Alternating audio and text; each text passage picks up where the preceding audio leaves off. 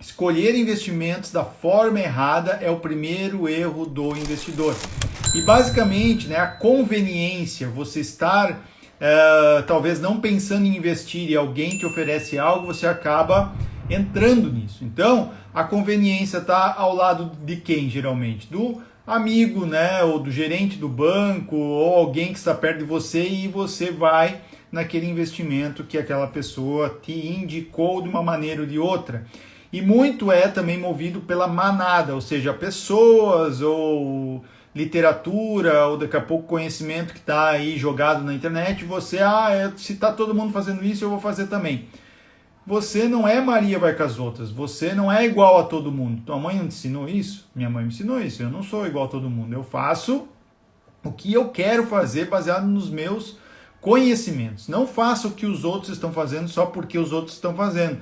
Tome consciência daquilo que você está fazendo. Então, não se comporte igual a manada. Não vá em cima daquilo que todo mundo está fazendo.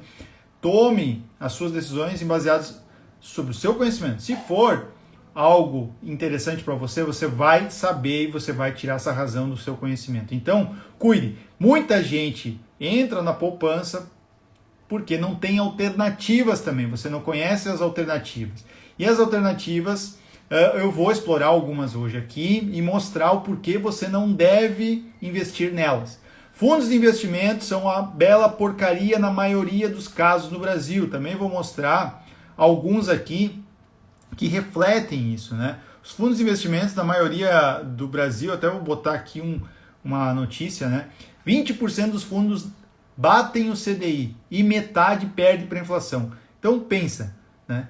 Somente 20% conseguem bater o CDI, que é a coisa mais básica que uma formiguinha nos investimentos consegue fazer com um básico de conteúdo, né? Agora, os gestores de fundos de renda fixa não conseguem, né? E metade perde para a inflação, que é pior ainda, você também está perdendo poder de compra.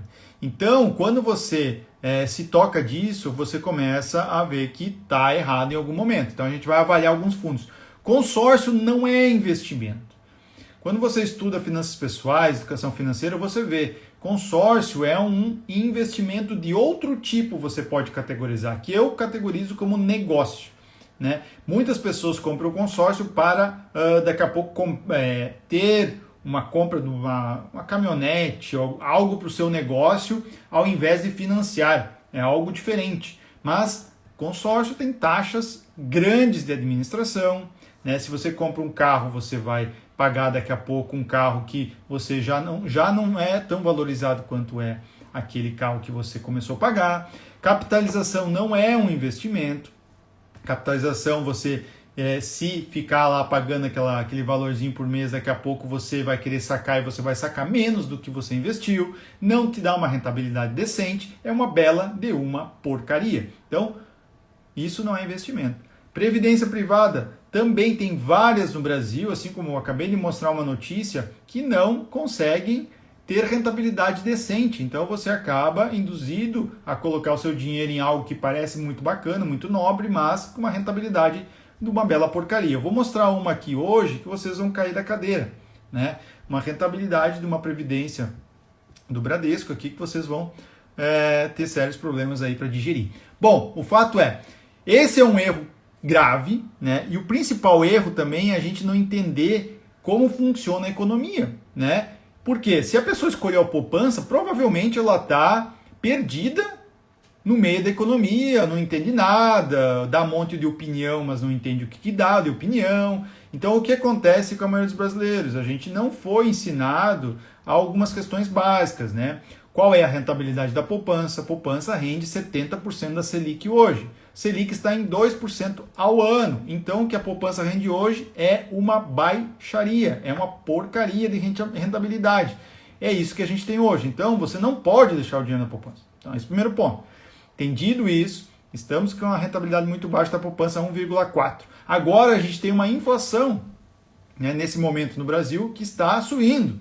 Então, a inflação vai comer o poder de compra ainda mais da pessoa que tem dinheiro na poupança.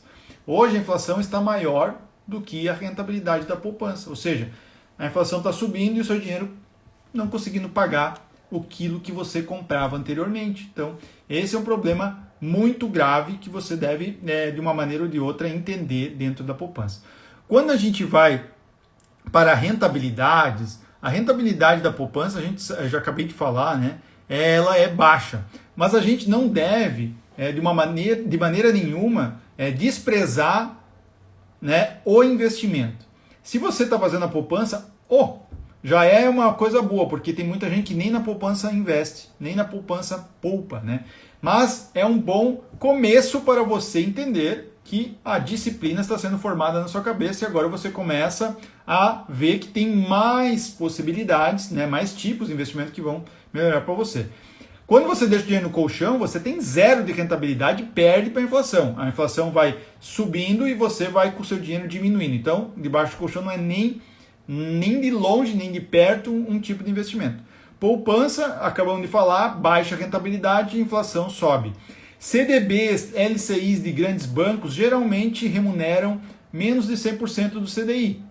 O que isso acaba acontecendo? Você tendo uma rentabilidade muito próxima da poupança, né, e ainda pagando imposto de renda. Então, ruim. E aí, quando você administra a sua carteira, você tem possibilidades muito maiores de diversificar sua carteira e ter não só investimentos em tesouros, CDBs, de outros bancos e também diversos tipos de tesouro, mas também renda variável. E aí você podendo, então, ter uma rentabilidade que nem dessa carteira aqui de 8%, que modifica o total que você vai ter no futuro. Imagine, R$250 por mês por 20 anos, você pula de 69 mil da poupança para 143 mil de uma carteira com 8% ao ano, né? Com uma relativa diversificação entre ações, fundos imobiliários e renda fixa, você tem uma tranquilidade para ter 8% ao ano, não é nada muito difícil. Então, pensem nisso, porque é bem importante a gente entender essas diferenças.